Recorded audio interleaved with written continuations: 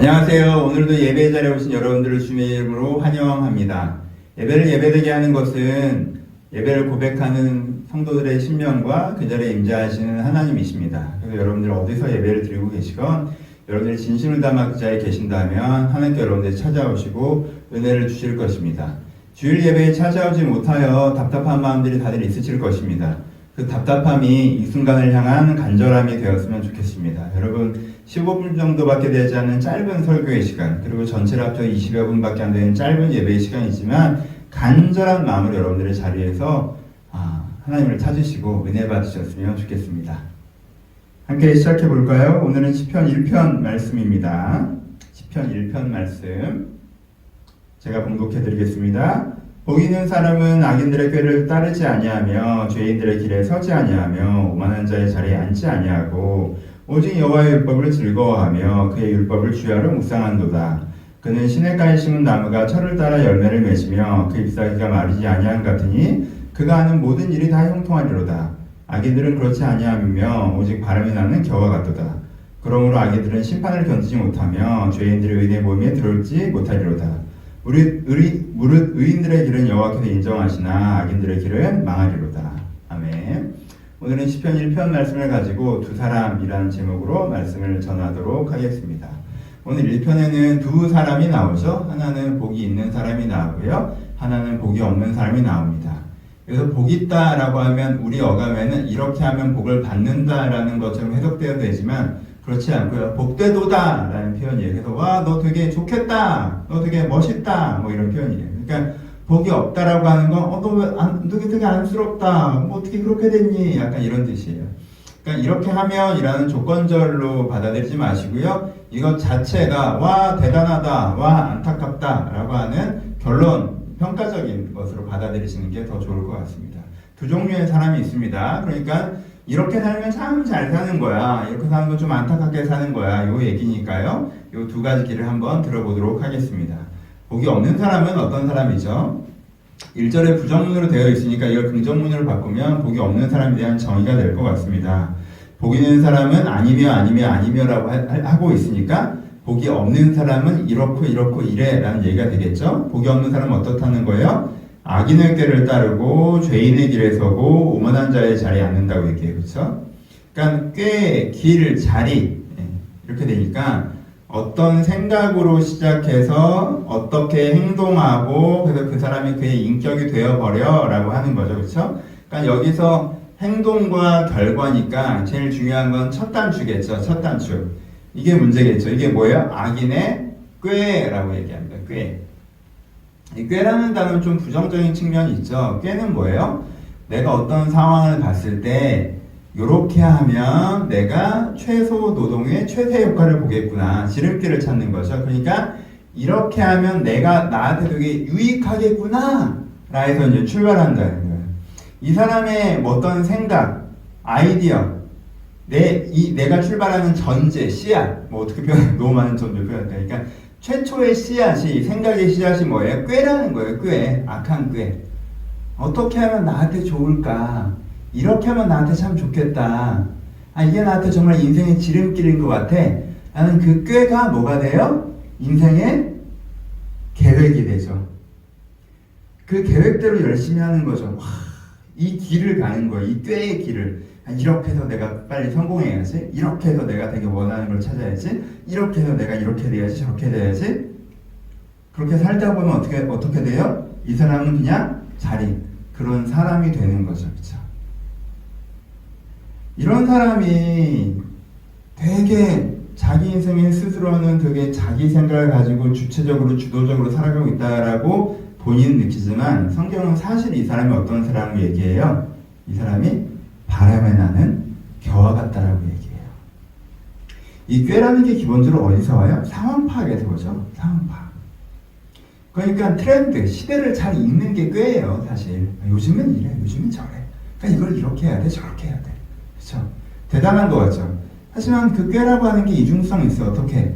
그러니까 사실은 바람이 나는 겨와 같다. 시대를 잘 만나서 막 하늘 위로 올라가는 것 같으면 뭐 세상 끝까지 올라가는 것 같다가 와 내가 세상에 제일 잘한 것 같다가 그 바람이 멈추면 그 트렌드가 지나가면 쭉 해서 땅바닥에 먼지처럼 뒹굴게 되죠. 그렇지?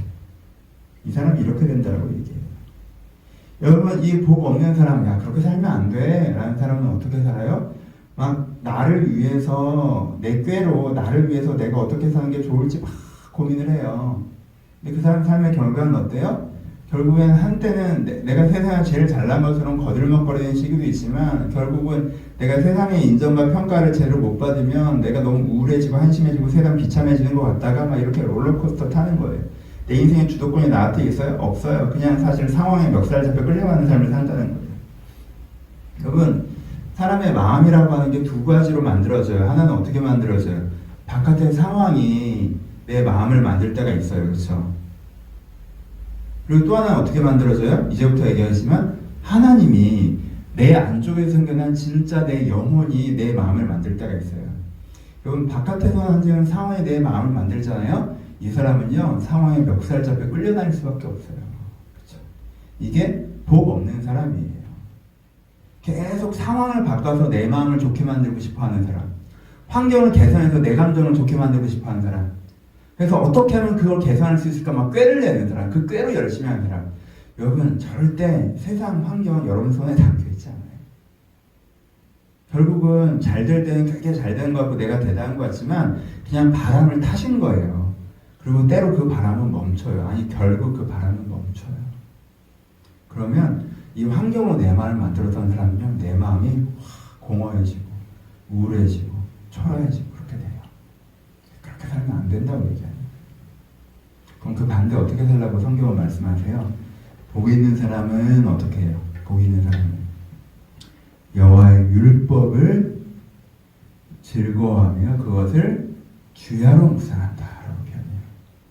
여러분, 한 줄을 읽으면 성경 많이 읽는다처럼 들리니까 좀 끊어갑시다. 성경을 많이 읽으셔야 되는 것도 많지만 첫 번째, 여호와의 율법을 즐거워하며. 그럼 즐거워하기 전 단계를 한번 생각해보자. 여기서 문장과 단어는 없지만 여호와의 율법을 맨 먼저 알아야겠죠. 내 안에 응답을 받아야 돼요. 율법이라고 하는 그냥 성경 말씀만 얘기하는 게 아니라 나한테 깨달아지는 말씀을 얘기하는 거예요.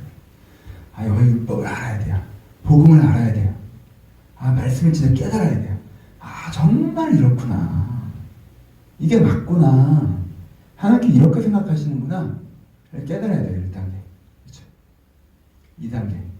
즐거워해야 돼요. 이건 깨달아지는 것과 즐거워하는 것 사이에는 큰 간격이 있습니다. 아, 그게 정말 맞다는 거 아는데 싫을 때가 있죠. 이게 인생의 모순이잖아. 인생의 모순. 맞는데 원하지 않고 원하는데 맞지 않고. 그럼 이 모순이 해결돼야 되죠. 그게 은혜죠, 사실.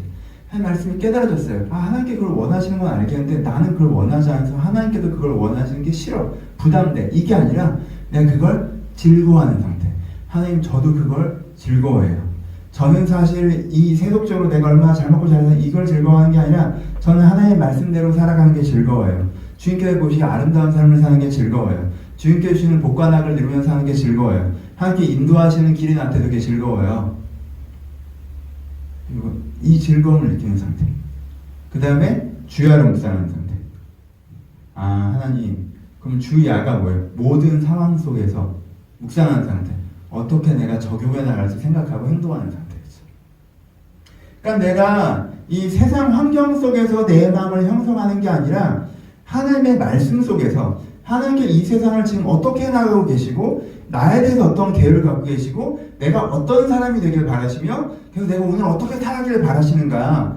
하나님께 세상을 바라보는 관점, 내 인생을 바라보는 관점, 나 자신을 바라보는 관점. 그래서 오늘 나를 향한 그 계획과 하나님의 그 응답을 내가 이해하고 그 말씀을 깨닫고 아, 그러면 그걸 되게 즐거워하고 그러면 내가 오늘 뭘 해야 될지 생각하면서 사는 삶. 이게 복 있는 사람이라는 거예요. 이게. 그렇죠? 이게 복 있는 사람이라는 거예요. 그러니까 결국은 내가 인생의 성공 스토리 속에서 나를 발견하느냐. 나는 결국엔 잘 먹고 잘 살겠다는 얘기잖아. 나는 사회에서 인정받고 주변 사람한테 사랑받고 돈도 많아서 잘 먹고 잘 살고 싶은데 그럼 하나님 내가 어떻게 해야 될까요? 이게 아니라 하나님께서 이 부족하고 연약하고 문제 많은 세상 아름다운 세상으로 만들어 나가시는군요. 우리를 구원해 나가시는군요. 나를 변화시켜 나가시는군요. 내가 부족한 사람도 미숙한 사람이 나를 성숙시켜 나가시는 거거든요. 나를 더 좋은 사람으로 만들고 우리를 더 좋은 세상으로 만드시는 이걸 하시는군요. 그럼 그 중에서 나는 뭘 할까요, 하나님? 나는 그럼 오늘 어떻게 살아야 될까요? 이 이야기 속에서 나를 발견하고 내가 그 속에서 해야 되는 걸 해가는 사람, 이 사람이 복 있는 사람이라는 거예요. 그렇죠? 그럼 이런 사람의 삶은 어때요? 이런 사람의 삶은 바람에 나는 겨와 같은 삶이라고 그랬죠? 그럼 이런 사람의 삶은 시냇가에 심기운 나무와 같은 삶이라고 말씀하세요. 바람이 아무리 불어도 흔들리지 않아요. 상황에 따라서 왔다 갔다 하는 사람이 아니에요. 지금 시냇가에 심기운 나무, 하나님께 주시는 말씀을 계속 은혜를 나의 에너지와 공급처로 삼아서 상황이 어떠해도 흔들리지 않고 하나님의 은혜와 그걸 공급처로 삼아서 내가 오늘 할 걸 하고 있죠. 그렇죠? 이런 사람이에요. 이런 사람은 결국 어떻게 해요? 시절을 따르나 과실을 맺죠. 여러분, 이런 사람은 때때로 그냥 현상만 보면 겨울이에요. 아무것도 없고 죽은 것 같을 때도 있어요. 봄이에요. 가능성만 있고 결과가 너무 없을 때도 있어요. 여름이에요. 뭐가 화려하고 소란스럽게 하는데 속빈 강정처럼 느낄 때도 있어요. 미숙하고. 그리고 정말 열매를 맺을 때도 있죠. 하지만 그 다음에 또 겨울이 기다리기도 해요. 시절을 쫓아요. 그럼 그 각각의 시절이 의미 없고 그 각각의 시절, 그 순간에 집중하면 실패한 것 같고 미숙한 것 같고 의미 없는 것 같고 그럴 수도 있지만 이 각각의 시절이 사실은 단계고 쌓이는 과정이어서 결국 열매를 맺어가는 거잖아요. 그게 시절을 쫓아 과실을 맺는 거잖아요. 이 하나님의 말씀을 붙잡고 살아가는 사람의 삶이 이렇다는 거예요. 지금 당장 보기에는 잘 안 되는 것처럼 보이기도 하고 미숙한 것처럼 보이기도 하지만 결국엔 그게 과정이 되어서 하나님께서 말씀하신 아름다운 열매, 뭐 바람 타고 높이 올라가는 그런 거 얘기하는 거 아니에요. 세상적으로 잘 먹고 성공하고 그런 거 말고 하나님께서 말씀하신 아름다운 열매, 내가 하나님 앞에서 정말 합당한 사람이 되어가고 내 인생이 세상에 유익한 삶을 살고 세상에 더 좋은 것을 만들고 내 주변 사람 행복하게 하며 그래서 알고 봤더니 저렇게 사는 것보다 훨씬 더 행복한 그 열매를 내가 누리게 된다는 거예요. 이 삶을 산다고 해요. 그래서 10편 1편이 얘기해요. 너 어느 쪽이야? 너 어느 쪽이야? 네 방향이 뭐야? 너 네 꾀로 바람에 한번 날고 싶어? 트렌드 읽어서 뭔가 한번 성공하고 싶은 사람이야? 아니면 주의 말씀으로 네 인생의 걸음을 저벅저벅 가서 그런 사람이 그런 삶을 살고 싶은 사람이야? 방향을 정해. 이렇게 사는 게 복이 있는 거라고 네가 인정하니? 이렇게 사는 게 복이 없는 거라고 네가 인정하니? 라고 하나님께서 지금 결정을 요구하시는 거예요. 이렇게 사는 게 복되다라고 고백하라고. 그러면 이 열매가 우리 가운데 있을 것이라고. 말씀 마무리합니다. 여러분, 무엇이 여러분들의 마음을 만들고 계십니까 지금? 여러분들의 환경이 여러분의 어떤 아이디어를 심어줘서 그 아이디어가 눈동이처럼 불어나서 여러분의 마음을 만들고 있지 않아요? 어떤 좋은 환경이 생기니까 막 욕심이 생겨서 그 욕심이 눈덩이처럼 커져서 내 마음이 되고 있진 않아요? 어떤 나쁜 환경이 생기면 그게 불안이 생겨서 그 불안을 떨치고 싶은 어떤 외면이나 그 불안 때문에 생기는 조급함이나 그게 막 눈덩이처럼 커져서 내 마음이 되고 있진 않아요? 그래서 그 마음을 내가 살아가고 있진 않습니까? 그러면 안 돼요. 그러니까 여기서부터 자유해지려고 하셔야 돼요. 여기서부터. 저도 이럴 때가 많아요. 이 가라지에 씨앗이 던져져서 내가 그냥 잠깐 뒤돌아봐 다시 보면 가라지가 막 자라있어요. 내 마음에 엉뚱한 욕심과 엉뚱한 두려움들. 그렇죠? 그러지 말고 이쪽으로. 그렇죠? 이런 마음이 만들어질 수가 있겠죠. 하나님께서 주신 말씀, 하나님께서 주신 은혜, 하나님께서 내가 이런 사람이 되길 바라시는 거야. 이 교회에 이런 꿈을 꾸시는구나. 하나님께서 세상이 이렇게 되길 바라시는구나. 내가 이걸 꼭 기도해야겠다. 그럼 내가 오늘 하루 어떻게 살아가야 될까? 그렇게 생겨난 그 마음, 말씀으로 생겨난 마음, 은혜로 생겼던 마음, 이 마음으로 살아가고 계십니까? 우리 이 마음으로 살아갑시다. 이 마음으로 더 살아가기 위해서 오늘 세상이 주는 마음을 좀 털어내려고 하죠. 가라지를. 하나님께 주시는 마음에 더 집중하셔서 이 마음이 여러분들을 가득 채우도록 여기 마음을 쏟아주셨으면 좋겠습니다. 그럼 하나님께서 이 마음이 30배, 60배, 100배 이 알곡이 자라나서 열매 맺게 하는 역사가 여러분 마음 가운데 일어나게 하실 것입니다. 말씀 마칩시다. 여러분, 코로나 사태가 길어지고 예배를 드리지 못하고 이뿐만 아니라 여러분들 삶의 현장에서도 문제가 생기고 계신 분들도 있을 거라고 생각합니다. 경제적인 문제들, 개인적인 것들, 그렇죠? 상황이 달라지고 생활이 달라지는 것들 여러분 있습니다. 그것이 우리를 불안하게 하기도 하고요, 조급하게 하기도 하죠. 여러분 불안해해야 합니다. 조급해야 하고요. 어떻게 상황이 그런데 안 그럴 수 있겠습니까? 하지만 그게 여러분들의 마음을 가득 채우지 않았으면 좋겠습니다. 오늘 예배에 못 오시니까 하나님이 주는 마음이 여러분한테 혹시 약해지고 있지는 않습니까? 그 마음이 사라지고 있지는 않습니까? 세상이 주는 마음으로 여러분들이 가득해지고 있지는 않습니까? 그러면 이럴 때일수록 간절하게 여러분 이럴 때일수록 더 큐티하시고요. 사금 예방하시는 분들 열심히 하시고 말씀 읽으시고 기도하시고 설교 찾아서 들으시고 유튜브에 양육들 많이 올려놨으니까 그거 다시 들으시고 하시면서 귀를 기울이셨으면 좋겠어요. 내 마음에 하나님의 마음이 더 커질 수 있도록.